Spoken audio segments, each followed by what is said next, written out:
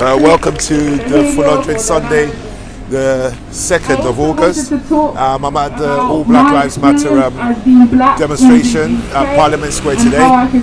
They are partners in the Million People March, and they are doing tremendous work with us on delivering the day.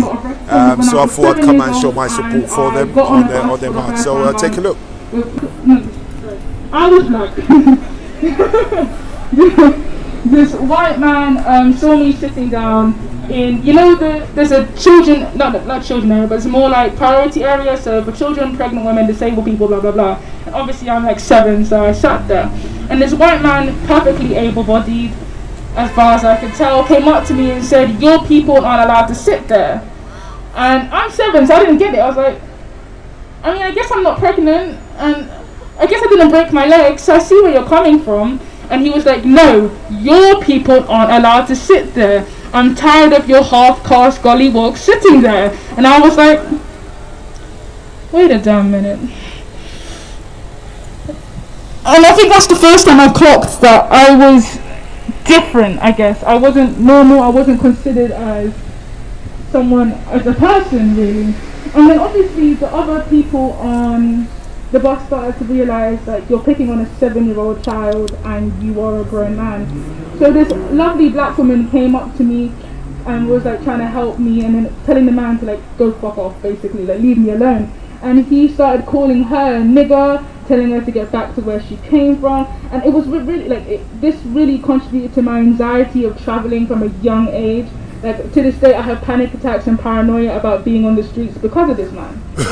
And then we have in secondary school, my first day of secondary school, I went to a predominantly white school. I will drop the name because they are racist as fuck. St. Marylebone School in central London. Remember that. So I went there, and my head teacher, Mr. Jordan, my head teacher, he stands by the gate every morning. So my mom always taught me, you need to show people you're polite and that you're manageable and you're respectable. So every time you enter the gate, you say, "Good morning, headmaster," you wave hello and you go to class. I did that, I entered the gate, I said hello, good morning, good afternoon, went to class. And I started walking towards my form room, and this man chased me down and stopped me and said, "I don't come all the way to school every morning to say good morning to your people." And then he proceeded to say that the mannerisms and the angles on which I wave my hands left to right is what caused me to give up an aggressive front, as if I was going to attack him. So I then, in my first year of school, spent 3 days in the referral room for such aggressive mannerisms. And that was in year 7. And then, how can I help? How can I be part of it? And they often go to their black friends or family members or other people's colour family members and friends to ask. Now, that can be emotionally traumatic for people to constantly having to explain what do you do. So now I'm here to tell you. I've used 3 phases for tackling racism. Phase 1 is redefine racism.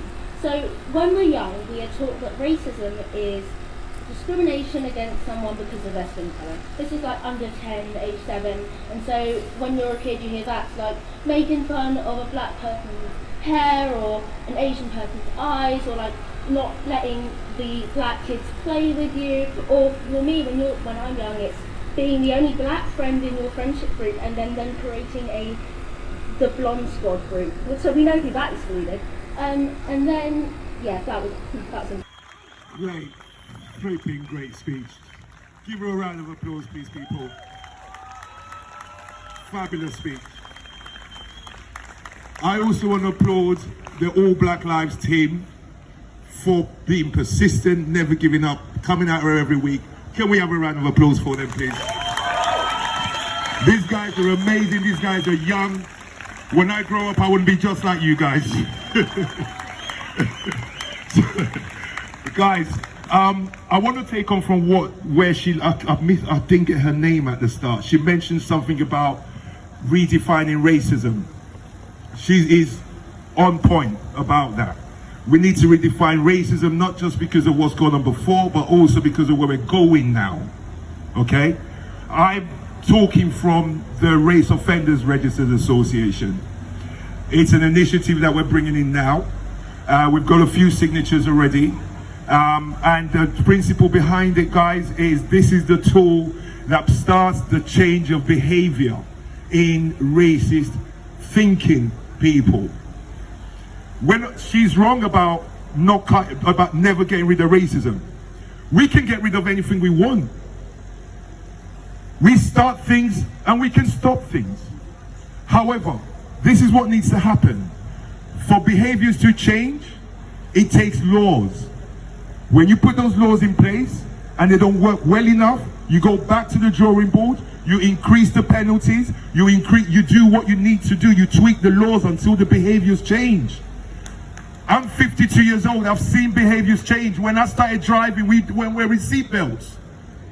However, today's seatbelts, it's like putting your phone in your pocket. It's like putting on a pair of shoes now. I'm very dehydrated. So I'm coming back now. Tell me why